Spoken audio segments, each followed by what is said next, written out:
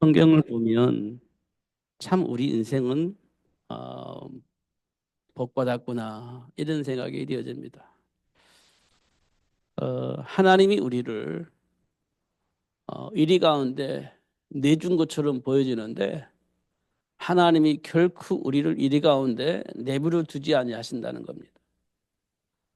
보기에는 이리 가운데 내버려서 잡혀 먹을 것처럼 보여지는데 하나님 우리를 버리신 것처럼 느껴지고 하나님은 우리를 돌보시지 않으시는 것 같고 하나님 우리를 사랑하시지도 않는 것처럼 보이는데 하나님은 결코 그렇지 않다는 사실을 확인할 수 있습니다. 그래서 우리는 내가 살아남으려고 그렇게 발버둥치고 살아왔습니다. 그래서 우리 입에서 하나님을 찬양을 못해요. 왜냐하면 우리 힘으로 지금까지 살아왔고 내 힘으로 내 능력으로 살아왔기 때문에 하나님을 찬양할 만한 게 우리에게는 없어요. 그래서 우리가 찬양이 작습니다. 하나님을 찬양하는데도 찬양이 실제적으로는 안 됩니다. 왜냐하면 지금까지 내 힘으로 살아왔기 때문에 그렇습니다. 그러나 우리가 하나님의 도우심 속에서 여기까지 왔다고 생각해 보면요. 그 하나님을 찬양하게 되어집니다. 그 하나님을 사람들에게 말하게 되어집니다. 그리고 상관이 없어요. 어떤 환경도. 왜냐? 하나님이 나와 함께 계시기 때문에 그렇습니다. 음. 그래서 우리에게는요, 염려가 없어요. 왜냐? 하나님이 나와 함께 계시니까. 우리에게는 두려움이 없어요. 왜냐? 하나님이 나와 함께 계시니까. 우리는 그 하나님을 만난 겁니다. 나는 잘 몰라도 그 하나님이 우리와 함께 하시고 계시는 거예요. 그래서 하나님이 모르고 있는 우리에게 찾아오셔서 당신이 우리와 함께 계시고 함께 하신다는 사실을 자꾸 문제를 통해서 사건을 통해서 알려주고 계시는 거예요. 그 하나님을 만났다 우리는요.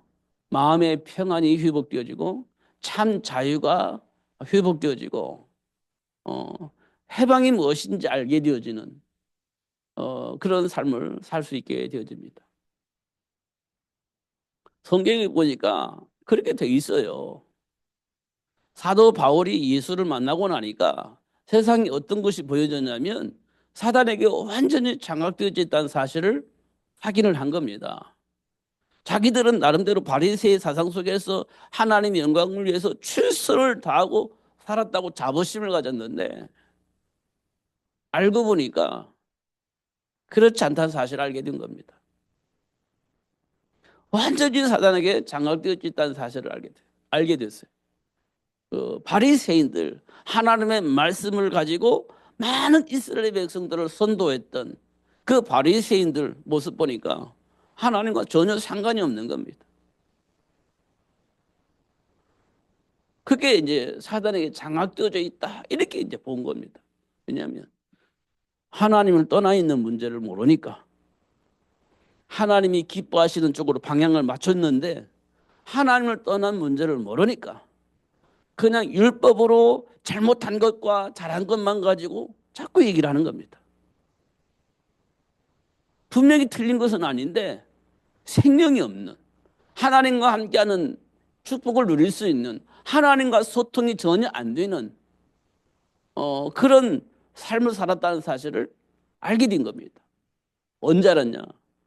하나님께로부터 부르심을 받고 난 이후에 비로소 알게 되어진 겁니다. 누가? 바울이 그랬습니다. 그러니까 그 예수님을 만나기 전까지는 사도 바울은 자기가 최고인 줄 알았고 하나님이 가장 기뻐하시는 일을 한다라고 생각을 하고 있었습니다. 그렇기 때문에 하나님 말씀 안에서 조금이라도 벗어나면 이게 용서가 안 되어지는 겁니다. 더더군다나 예수가 그리스도라고 하니 이건 말이 안 되는 겁니다. 바울이 볼 때는 하나님을 모독해도 이럴 수가 없는 겁니다.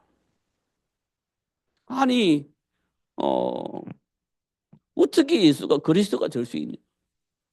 목수의 아들인데 목수의 아들인데 어떻게 그게 그리스도가 되냐? 목수의 아들은 절대로 그리스도가 될 수가 없어. 이렇게 본 겁니다. 그러니까 예수가 그리스도라고 말하면서 믿는 사람들, 추종하는 사람들 싹 다 잡아다가 죽이려고 앞장섰던 사람이에요. 근데 그가 예수를 만난 겁니다. 아, 예수가 그리스도였구나. 우리가 그토록 기다렸던 메시아가 예수였구나. 이 사실을 알게 되어진 겁니다. 그럼 세상에 흐르고 있는 모든 흐름은요, 철학은요, 정치는요, 경제는요, 다 보니까 사단에게 완전히 장악되어져서 세상이 흘러가고 있다는 사실을 알게 되어진 겁니다. 그 중심에 누가 있냐? 로마가 있었습니다. 그 중심에 로마가 있었어요. 그래서 사도 바울은 이 복음이 회복되어지기 위해서는 세상을 이끌어가고 있는 로마를 복음으로 바꿔야 이 복음이 모든 사람들에게 전달되어지겠구나. 이렇게 답을 얻게 되어진 겁니다. 그래서 어떻게 했냐? 로마의 흐름을 바꿀 수 있는 시스템을 만들기 위해서 준비하기 시작한 겁니다.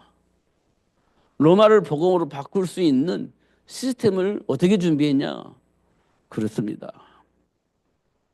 흐름을 바꿀 수 있는 사람을 만드는 겁니다. 어, 흐름을 바꿀 수 있는 사람을 만들어내는 겁니다. 그래서 어떻게 했냐? 회당으로 들어간 겁니다. 회당으로. 가서 뭐 했겠습니까? 세상의 문제 얘기를 했을 겁니다. 제가 볼 때는. 문제 해결했습니다. 이걸 해결해야 되는데 해결하려면 실력이 있어야 된다. 이렇게 얘기를 했을 겁니다. 세상의 문제를 보게 하고 그 문제를 바꿀 수 있도록 얘기하고 거기에 반응하는 사람들을 분명히 불렀을 겁니다. 지금 우리 렘넌트들에게 그렇게 하면 우리 렘넌트들에게 만약에 찾아갔다면 사도 바울이 찾아갔다면 그랬을 겁니다. 세상의 문제를 조목조목 얘기할 겁니다. 조목조목 다 얘기를 했을 겁니다. 이렇게 가면 세상이 어떻게 되겠냐? 쭉 조목조목 얘기를 했을 겁니다. 그럼 이 세상을 바꿔야 될 거 아니냐? 그러면 니들이 그 준비를 해야 된다. 이렇게 얘기를 했을 것 같습니다.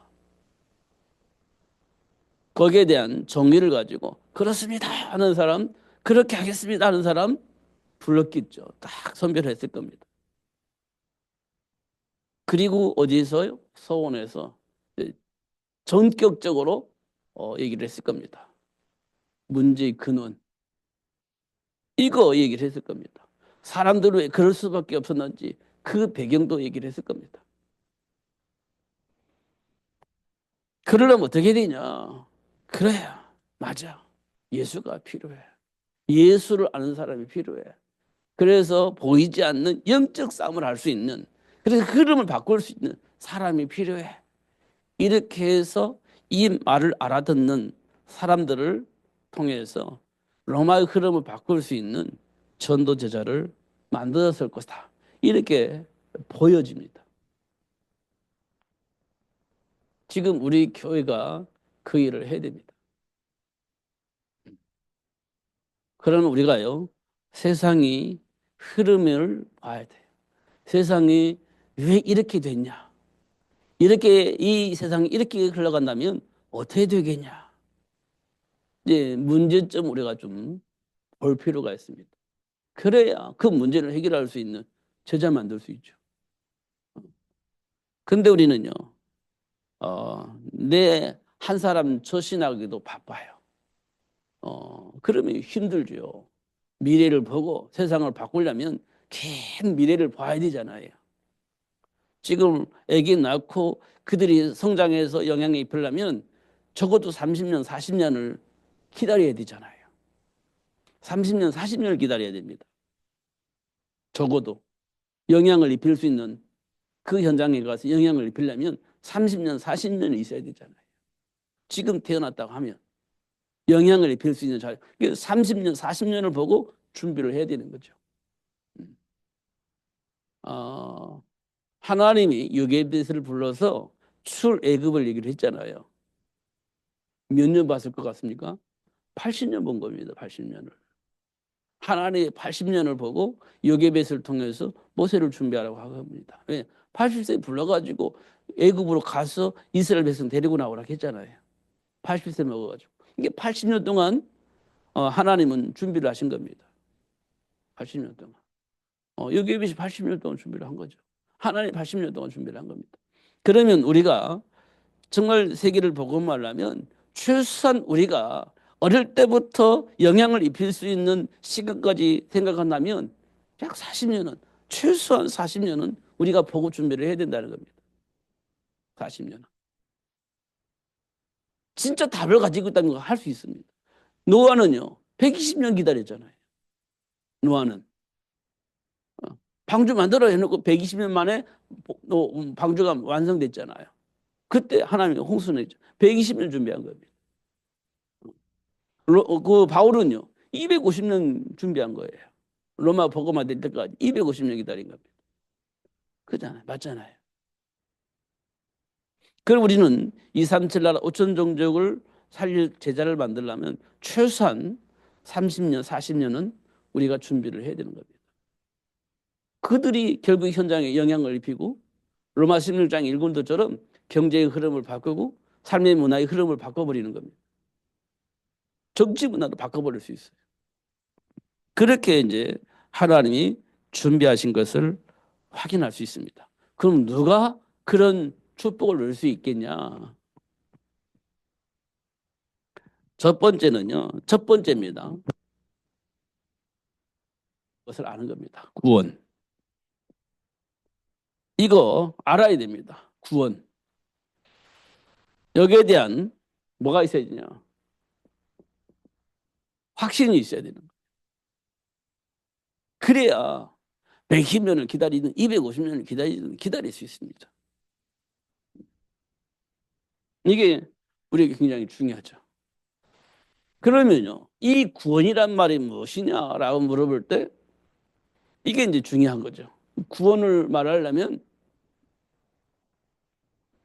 구원 받기 전의 상태를 우리가 알아야 되잖아요. 구원 받기 전의 상태. 이걸 우리는 불신자 상태라고 하죠.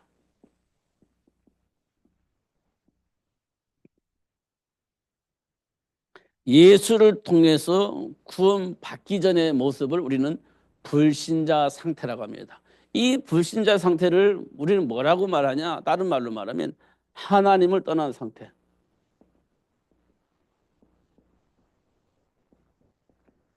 하나님을 떠난 상태 이렇게 얘기를 합니다. 하나님을 떠났다는 말은 다른 말로 말하면 뭘 의미하느냐? 하나님이 준비한 그 복을 누릴 수 없는 상태.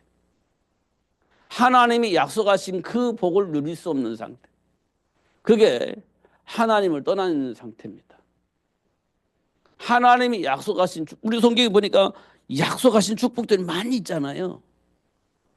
그 하나님을 떠났다는 것은 하나님이 약속하신 그 축복을 누릴 수 없는 상태입니다. 눈에 뻔히 보이는데 이 복을 누릴 수 없는 상태입니다. 이게 이제 하나님을 떠나 있는 상태입니다. 하나님께서 아담과 하와에게 여자의 후손을 보내주시겠다 약속을 하셨잖아요. 그리고 나서 모든 것을 회복하신 아담과 하와는 자녀를 낳습니다. 첫째 아들은 가인이고 둘째 아들은 아벨입니다. 아벨은 여자의 후손을 통해서 하나님 떠난 상태에서 하나님과 함께하는 삶을 누릴 수 있는 축복을 회복했습니다. 가인도 아벨도 하나님을 떠나 있는 상태였었지만 여자의 후손의 비밀을 가지고 있는 아벨은 하나님이 약속하신 축복을 누릴 수 있는 그 축복으로 회복되어졌습니다. 근데 가인은요, 하나님을 떠나 있는 상태에서 여자의 후손을 통해서 회복해 주신 그 복을 몰랐습니다. 그래서 가인은 하나님이 준비한 그 복을 누릴 수가 없는 상태였습니다. 그게 가인과 아벨을 통해서 우리에게 확실하게 보여줬습니다. 여자의 후손을 통해서 회복된 아벨은 응답을 받게 되어지고요. 하나님과 소통하니까.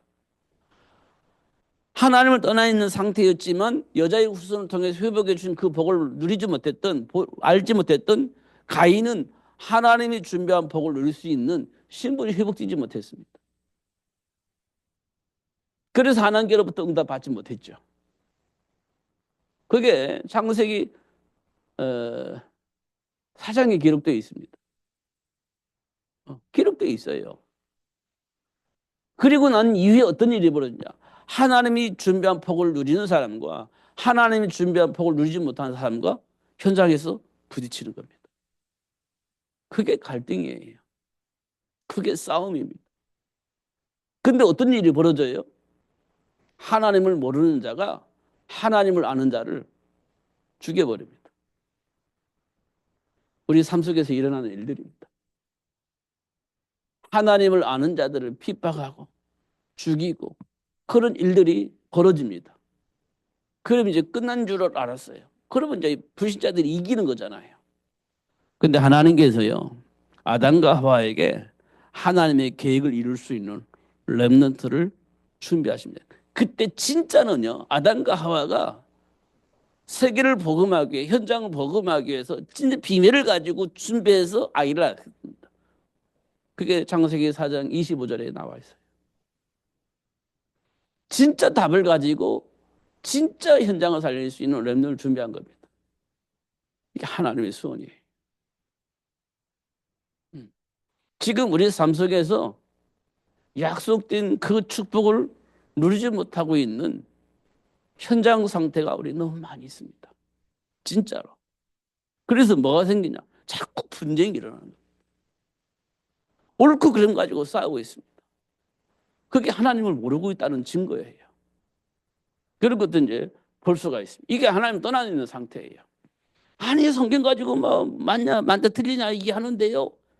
바리새인들도 그렇게 했습니다. 바리새인들도 충분히 그렇게 했습니다. 근데 그들은요 몰랐습니다. 사실은 그게 약속된 축복을 누릴 수 없는 그 상태에 있는 것을 우리가 확인할 수 있습니다. 이게 하나님을 떠나 있는 상태예요. 그러면 이들은 뭐 했습니까? 이들은요 골로새서 2장 8절에 보면 결국은 뭘 가지고 답을 얻었냐? 삶의 철학을 가지고 답을 얻었습니다. 삶의 철학을 가지고 답을 얻었습니다. 왜냐하면 하나님을 모르니까 사단이 만들어 놓은 그 삶의 철학을 통해서 답을 얻게 되어진 겁니다. 근데 사도 바울은 이걸 보고 뭐라고 했냐? 초등학문 이렇게 표현했습니다. 초등학문. 초등학문 가지고 지금 이 세계는 우주전쟁 한다고 하잖아요. 초등학문 가지고 뭐 우주선을 만들 수 있어요? 우주선을 이렇게 쏘아가지고 이 우주에 빙빙 돌아가게 만들 수 있어요? 초등학문 가지고 그거 안 돼요. 결국 바리새인들이 말하고 있는 이 삶의 철학은 수준이 초등학문이라는 거예요. 사도 바울이 그리스도를 알고 나니까 저것 가지고 실력이 있다고 저것 가지고 세상을 막 통치하려고 했던 그 모습을 볼 때 사도 바울이 그리스도를 알고 나니까 얼마나 웃겼겠습니까? 이렇게 이제 보여지는 겁니다. 사도 바울이 그랬어요. 골로새 2장 8절에 세상 학문은 철학은 초등학문에 불과하다 이렇게 표현했습니다. 그게 하나님 떠나는 상태 가지고는 세상의 문제를 해결할 수가 없다는 겁니다. 근본적인 삶을 해결할 수가 없다는 거예요. 이렇게 말씀해 주고 있습니다. 그럼 이 사람들은 뭐 하겠습니까?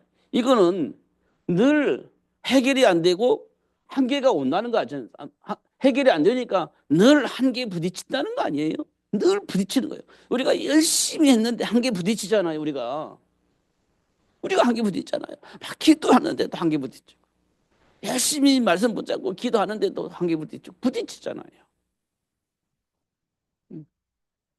부딪히잖아요. 왜? 답이 없다는 증거예요. 아니, 답이 있는데 답이 없다는 증거. 그거 뭐 하겠습니까, 이 사람들이요. 그래서 이제 답을 찾아서 가는 겁니다. 그래서 답을 찾아가는 거예요. 그걸 보고 우리는 우상숭배 이렇게 얘기를 합니다. 종교, 생활 이렇게 얘기를 하는 겁니다. 이게 하나님 떠나 있는 상태예요. 이게 불신자 상태입니다. 불신자. 이 불신자 상태를 알아야 뭘 알 수 있다? 아, 구원을 알 수 있습니다. 불신자 상태를 알아야 구원을 알 수 있습니다. 그래서 이 구원을 아는 사람이 복 있는 사람이에요. 진짜로 복 있는 사람. 성경은 지금 불신자 상태를 계속해서 보여주고 있습니다. 성경은 삶의 현장을 누가 지배하느냐? 불신자들이 지배하고 있다는 것을 보여주고 있습니다. 불신자들이 삶의 현장을 지배하고 있습니다. 그거 우리가 확인을 해봐요. 불신자가 어떻게 지배합니까? 봐보세요. 그 불신자가 이스라엘 백성들을 노예 삼아버리잖아요. 노예 삼습니다. 신자들이 뭐가 없어요? 힘이 없어요. 그러니까요. 그 막강한 힘을 가지고 있는 불신자들이 힘이 없는 신자들을 노예 삼아버리는 거예요. 지금 우리 이 땅에 신자들이 힘이 있나요? 이 세상을 누가 지배하고 있죠? 불신자들이 지배하고 있습니다. 우린 그 안에서 그냥, 거지 나사로가 부자의 상에서 떨어지는 부스를 먹듯이 부스를 먹고 살고 있는 거예요. 신자들이 지금 이런 상황이 되어버렸습니다. 이게 불신자 상태예요. 이게 불신자들이 이래 가면 이래 가고 저래 가라 저래 가고 그렇습니다. 그게 세상 문화예요. 세상 문화에 따라서 신자들이 막 왔다 갔다 하는 겁니다. 이런 것도 우리가 이게 노예가 되는 거죠. 음. 그리고 나서 어떻게 해요? 또 포로가 되어지잖아요. 포로가. 힘이 없으니까 포로가 되어지는 겁니다. 잡혀가는 힘이 없으니까 포로로 잡혀가는 겁니다. 어. 이런 것들을 성경은 쭉 말씀을 하고 있습니다. 쭉 말씀하고 있습니다. 결국 어떤 일이 벌어지냐? 결국은 아예 장악되어 버립니다. 속국이 되어 버립니다. 이 현장을 살려야 됩니다. 이 현장을. 그래서 이때 하나님께서 누구를 준비하냐? 렘넌트 모세를 준비하게 하십니다. 렘넌트 모세를 준비하게 하세요. 이거 했잖아요. 그래서 출애굽을 시키는 겁니다. 이때 누구를 준비하냐? 하나님께서 준비된 다니엘과 새 친구들을 다 준비해 놨습니다. 다니엘을 준비해 놨습니다. 그래서 어떻게 해요? 포로에서 돌아오게 만들잖아요. 이때 하나님 속국이 되어 있는 이스라엘 백성들이 뭐하냐? 바울을 통해서 렘넌트 운동을 해서 로마를 바꿀 수 있도록 하나님이 역사하셨어요. 이거 우리가 충분히 봐야 됩니다. 이게 불신자 상태의 모습입니다. 이 현장을 바꾸는 거예요. 이렇게 하시려고 하나님이 우리를 부르신 겁니다. 그리고 나서 하나님이 뭐 해줬어요? 신자의 축복을 확인시켜 줍니다. 신자에게 주어진 축복. 다시 말하면 신분이 회복되어지는 겁니다. 마귀의 자녀에서 하나님 자녀로 신분이 바뀌어지는 겁니다. 우리는 이거 많이 알아요. 내가 본래 마귀 자녀였다. 근데 예수를 통해서 내가 하나님 자녀가 됐다. 다 알잖아, 이거. 이건 성경에 기록되어 있고 계속 말씀했기 때문에 다 알잖아요. 근데 내가 마귀 자녀의 모습을 가지고 있을 때 그 모습 그대로 지금도 여전히 살고 있습니다. 신분, 내가 하나님 자녀인데 마귀 자녀처럼 살고 있는 거예요. 신분이 회복됐는데 그걸 몰라. 그러니까 안 되는 겁니다. 신분이 회복됐는데 몰라. 그러니까 복의 근원인 아브라함이요. 신분이 하나님 자녀잖아요. 근데 기근 만나니까 어쩔 줄을 모르고 그냥 과거의 체질대로 생각하고 판단하고 결정을 해버리는 겁니다.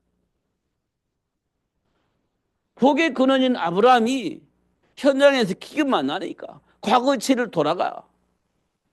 신분이 어떤 신분인지 모르니까 돌아가 버리는 겁니다. 우리 모습과 많이 닮았어요. 우리가 그렇게 사는 거예요. 아브라함처럼 그렇게 살고 있는 겁니다. 이 말은 뭘 의미하느냐면 하나님이 우리를 아브라함처럼 축복하셨는데 몰라요. 그래서 아브라함이 하셨던 것처럼 알려서 복에 거는 축복을 누릴 수 있도록 하시겠다고 하는 그 모습을 우리에게 알려주는 겁니다. 사실은. 그렇잖아요. 아브라함이요. 기근 만나니까 막 어떻게 해야 될지 알지 못하고 막 방황하다가 체질 속으로 쏙 들어가 버려가지고 그냥 먹고 살아야 되니까 그냥 하나님 떠나서 가나안 땅 가버리잖아요. 신분이 하나님 자녀인데 마귀 자녀처럼 행동해 버리는 겁니다. 이런 것도 우리가 확인할 수 있죠. 근데 하나님은요 찾아가서 그거를 다시 에, 돌이켜서 하나님이 주신 복의 근원의 축복을 누릴 수 있도록 그렇게 역사하신 것을 확인할 수 있죠. 이 말은 뭐냐? 신분을 회복해 주셨다는 거예요. 누가 하나님께서. 막 딴 길로 갔다가 우리가 하나님께 돌아올 수 있었던 것은 하나님의 자녀로 우리를 축복하셨다는 거예요. 누가? 하나님께서. 우리는 모르는데 하나님은 자녀 삼아 주시고 하나님이 주신 그 복을 누릴 수 있도록 우리 이끌어가고 계신다는 거예요. 그걸 우리가 확인할 수 있죠. 우리가 잘 알고 있는 베드로도 역시 똑같은 방법으로 하나님께서 역사하신 걸 확인했습니다. 하나님은요, 뭐 하신다고요? 반복. 하나님은 반복하십니다. 진짜를 알도록 반복하시고, 진짜를 확인할 수 있도록 반복하십니다. 우리 문제가 한 번 지나갔으면 안 와야 돼. 똑같은 문제가 반복 오잖아요. 그러면서 뭘 알게 해주십니까? 하나님 자녀임을 확인시켜 주는 겁니다. 반복해서. 그 언제까지 반복되겠습니까? 할 때까지 하겠죠. 누릴 때까지 하시겠죠. 그 목적이 뭐냐? 알고 누리는 데 목적이 있기 때문에 모르면 알 때까지 반복해서 누릴 때까지 반복해서 그 일을 하시겠죠.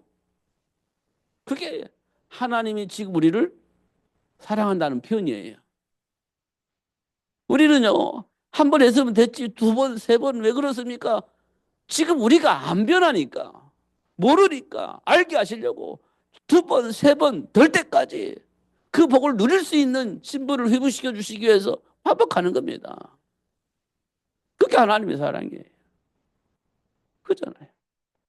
그러니까 구약에서 일어났던 일들이 신약에서 일어나요. 이 구약에서 일어났고 신약에서 일어났던 일들이 지금 우리에게서 일어나고 있는 거예요. 그래서 어떻게 하려고요? 세계복음화 때문에. 그렇게 역사하고 계시는 겁니다.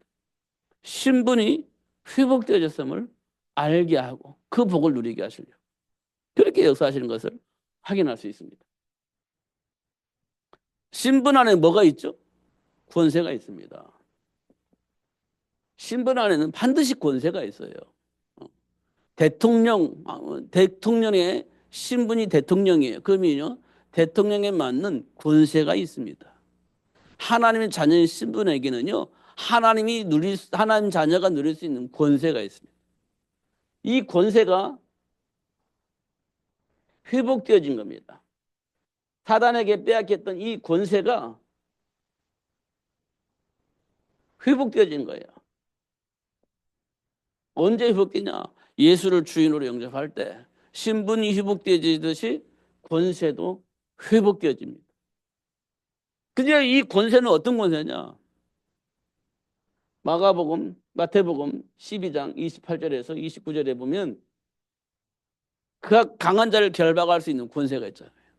귀신의 권세, 마귀의 권세, 사망의 권세를 가지고 있는 그 막강한 힘을 가지고 있는 그 사단의 일을 결박할 수 있는 권세가 있는 겁니다. 세상의 신으로 자리 잡고 있는, 세상의 임금으로 자리 잡고 있는 그 막강한 힘을 가지고 있는 마귀 권세를 결박할 수 있는 권세. 이게 이제 우리에게 와 있는 겁니다. 와 있는 거예요. 하나님 자녀에게 준 축복이에요, 이게. 권세입니다. 그러니까 지금 사단이 막 공격하고 있습니다. 사망의 권세를 가지고 막 공격하고 있습니다. 우리는 눈 깜짝할 필요가 없이 그걸 딱 박살내 버려야 되는 거예요. 그런 권세가 우리에게 주어진 거기 때문에. 근데 우리는 벌벌 기고 있거든요. 망하면 어떡할까? 야, 이게 잘못하면 또 막 어떻게 할까? 막 두려워서 어쩌고 쩔쩔매고 있고 그러잖아요. 그걸 사단이 즐기고 좋아하는 거예요. 그걸 통로로 삼고 공격하는 겁니다. 근데 우리는요, 이 권세를 가지고 보란 듯이 박살내버려야 되는 겁니다. 그 권세가 있는 거니. 이게 현실이에요, 현실. 이게 성경이 지금 얘기하는 게 아니고 현실 속에서 일어나는 일을 얘기하는 겁니다. 마가복음 3장 13절에부터 15절에 보니까 뭐라고 됐습니까?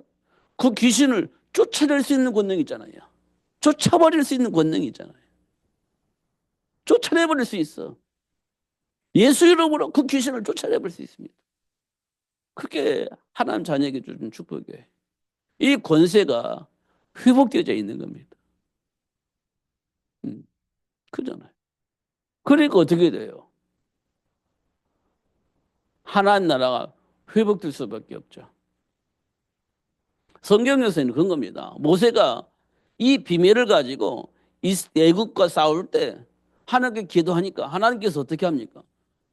모세의 기도를 듣고 역사하시잖아요. 그러니까 그 애굽을 지탱했던 열 가지가 싹 무너지는 겁니다. 싹 무너져 버리는 거예요. 다 무너져 버리는 겁니다. 애굽을 지탱하고 있는 모든 그 시스템이 다 무너지는 거예요. 그러니까 어떻게 해요? 애굽이 더 이상 지탱할 수가 없으니까 이스라엘 백성들을 놓아주는 거죠. 이게 하나님이 하시는 일입니다. 이 권세를 모세가 가지고 있었고 그 복을 누린 겁니다. 누가복음 10장 19절에 보면 그거를 그 막강한 힘을 가지고 있는 귀신의 능력을 제어할 수 있어요. 그 능력을 사용하지 못하고 꽁꽁 묶어버릴 수 있다는 얘기입니다. 이게 하나님 자녀에게 주어진 복이에요. 하나님 자녀에게 주어진 복입니다. 신분을 확인했죠? 예수 안에서. 예수 안에 주신 힘 확인했죠? 그럼 누리면 되는 겁니다. 이게 이제 잘 안 믿어지니까. 조금 더 정확히 말하면 잘 모르니까 이 복을 누리지 못하고 사는 거예요. 그럼 어떤 일이 벌어지냐? 가인이 아벨을 처단했던 것처럼 불신자들이 신자들을 막 힘들게 만드는 겁니다. 지금 상황이 딱 그렇습니다. 근데 그들이 힘없이 무너지는 시간이 언제냐? 이 비밀을 알고 누릴 때. 그들이 힘없이 무너지는 겁니다. 로마가 힘없이 무너졌잖아요. 이 힘 때문에. 힘 있는 자들이 현장에 있으니까 흐름을 바꿔버리니까 로마 황제가 기독교를 국교로 인정할 수밖에 없는 상황이 되어버리는 겁니다. 이렇게 되어지는 거예요. 하나님으로 주신 축복입니다. 누가 이 복을 누리냐? 구원에 대한 비밀을 알고 이 비밀에 대한 확신이 있는 사람이 이 복을 누릴 수 있는 겁니다. 이게 신자에게 주어진 축복이에요. 그리고 나서 뭐라고 하느냐? 이 축복을 누리면서 현장을 복음으로 바꿀 수 있는 사람을 부른 겁니다. 이걸 보고 하나님이 원하는 자 이렇게 되어 있습니다. 원하는 자를 불렀어요. 그래서 현장에서 일어나는 일들 속에 영적 배경을 보게 합니다. 하나님 원하는 자를 불러가지고 삶 속에서 일어나는 일들의 배경 속에 영적 배경이 있다는 사실을 말씀해 주고 있는 겁니다. 영적 배경. 그러니까 하나님의 자녀의 신분 감사를 누리지 못하는 자들의 모습, 수많은 힘을 가지고 현장을 혼란하게 만들고 현장을 공허하게 만들고 현장을 타락하게 만드는 그런 세상을 보면서 영적 배경을 보게 만드는 겁니다. 이거 우리 잘 알고 있는 것처럼 레필린 문화. 이 문화는요, 지금 우리 삶의 문장, 이 레필린 문화가 지금 가득 차버렸거든요. 제가 어느 날부터, 이야, 이렇구나. 근데 기독교인들이 이걸 알리고 이 복을 전달하고 그래서 여기에 묶이지 않고 하나님 나라를 회복할 수 있는 삶을 살 수 있도록 도와야 되는데 이게 지금 잘 안 되는 것 같아요. 그러니까 자꾸 무슨, 봐보세요. 정치인들이 지금 막 세상에서 뭘 요구하냐. 인권 얘기하면서 파기시키고 있거든요. 인권 얘기하면서 파기시키고 있습니다. 저는 어릴 때부터요. 학교에서 인권 얘기하면서 인권 얘기하면서 자꾸 이상한 문화를 만들거든요. 학교에서. 저러면 안 된다라고 생각을 수없이 했는데 가면 갈수록 인권을 얘기하면서 교육 문화를 교육 시스템을 완전히 뒤엎어버렸습니다. 완전히 뒤엎어버렸어요. 어. 그래서 정체성이 완전히 와해됐습니다.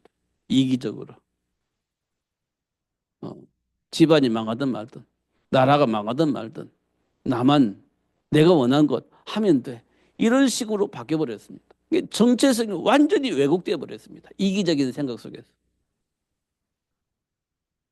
그러니까 내 옆에 사람 생각하지 않습니다. 내 생각만 하는 거예요. 우리 가족도 생각하지 않습니다. 나만 생각하는 거예요. 우리 민족 생각하지 않습니다. 우리나라 생각하지 않습니다. 나만 잘 되면 되는 거예요. 세계가 망하든지 말든지 내가 하고 싶은 거 하면서 되는 거예요. 이런 식으로 지금 세상의 흐름이 바뀌어 버렸습니다. 그리고 조금 규제하려면 인권이라는 이름을 가지고 규제하지 못하도록 그렇게 만들어 버리고 있습니다. 이게 단순하게 인권 문제가 아니에요. 보이지 않는 영적 배경입니다. 그게 네피림 문화입니다. 소돔과 고모라가 그랬듯이 지금 이 세상이 그렇게 바뀌어져 가고 있음을 확인할 수 있습니다. 그럼 우리는요, 뭘 해야 되냐? 영안을 열어서 보게 만들어야 돼요. 세상이 왜 이렇게 돌아가는지, 그 배경이 무엇이 있는지 볼 수 있도록 우리는 영안을 열어서 보게 해줘야 돼요. 영적 배경을 가지고 보게 해야 되는. 이게 네피림 문화예요. 그러면 결국 이 문화는 세상을 결코 건강하게 만들지 않아요. 제가 오늘도 보니까 마약 얘기가 나오더라고요. 인터넷 보니까 마약 얘기가 나와요. 마약. 그래서 이게 이제 중국에서 많이 만들어서 파는 것 같아요. 마약을. 근데 그게 원래 많이 흘러 들어오냐? 미국으로 막 흘러 들어가는 거예요. 그러니까 트럼프라고 하는 대통령이 그 마약을 더 이상 아, 미국으로 들어올 수 없도록 만들어야 되겠다. 그렇게 해서 뭐냐? 중국의 모든 물건이 수입될 때 뭐 관세를 뭐 10%에서 20%막 올려버렸습니다. 어. 왜? 너희들 막 보내면 안 돼. 나는 그거 절대 용서 안 돼. 그 너희들 우리한테 수출한다고? 나 안 돼. 너 관세 뭐 이렇게 물어가지고 그것 때문에 이제 관세를 올렸다. 이렇게 뉴스 나왔습니다. 그러니까 중국에서는 뭐 했냐? 그럼 미국에 있는 식품 뭐 농산물 수입 안 할 거야. 아니 막 관세 높일 거야. 이렇게 또 대들었어요. 그러니까 어떤 사람이 이렇게 설명하더라고요. 중국은 지금 자기 무덤을 파는 거야. 이렇게 얘기를 하더라고요. 왜냐하면 중국은 주 재료가 돼지고기래요. 자기들이 키우기는 하지만 그 어마어마한 숫자를 어떻게 다 할 수 있겠냐. 미국에서 수입을 해서 먹어야 되는데 그거 그럼 그러면 중국 국민들이 뭐 난리칠 건데 이런 얘기 하시더라고요. 음. 그리고 그들이 만드는 모든 제품 그걸 먹이려면요 콩이가 옥수수 들어가고 막 그래야 되는데 그게 수입이 안 되면 어떻게 되겠냐? 그럼 국민들이 막 아우성을 칠 거다. 막 돈 올라가고 값은 올라가고 막 이렇게 되니까 재무금을 판 것이다. 이렇게 얘기를 해요. 모르겠습니다. 어떻든 간에 이 영적 눈을 뜨지 못하면 결국 어느 날 망하는 시간표가 와요. 소돔과 고모라가 망하는 시간표가 왔듯이 창세기 6장 네피림 문화가 망하는 시간표가 왔든지 반드시 망하는 시간표가 오는 거예요. 그래서 원하는 자를 불러가지고 영적 배경을 보게 하시는 겁니다. 그리고 여기서 뭘 준비합니까? 하나님이 원하는 그 일을 할 수 있는 시스템을 준비하는 겁니다. 하나님이 원하는 그 일을 할 수 있는 시스템을 준비해요. 그래서 노아에게는 방주 만들게 했잖아요. 방주. 시스템 만들게 하는 겁니다. 그리고요, 우리가 잘 알듯이 결국 아까 말했던 것처럼 120년, 250년 이렇게 오랜 기간을 두고 뭘 준비하냐? 렘넌트를 준비하는 겁니다. 음.